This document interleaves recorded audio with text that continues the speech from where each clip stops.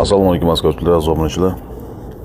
200 Prado katalizatori erib ketgan, vixlib qo'yilmagan bu mashinada. Chek yongan, rasxod ko'paygan 82 ming probeg. Buni ikkinchi qo'l ekan, olgan odam mazax qilaman dedim. 5 ming bo'ldi probegi.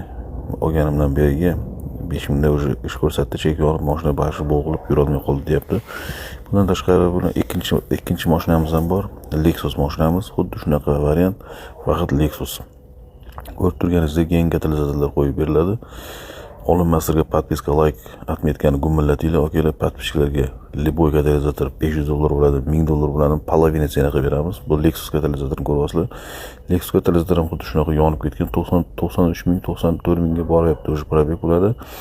Bularni keyin xuddi shunaqa chek yongan mashina bo'g'ilgan. Bularda просто mashina baquvvat bo'ladi, shuning uchun uncha bildirmaydi akalar. Bo'g'ilish, qaltirashlarni, lekin har doim tekshirib turinglar. 80 mingda o'zi yetib keladi.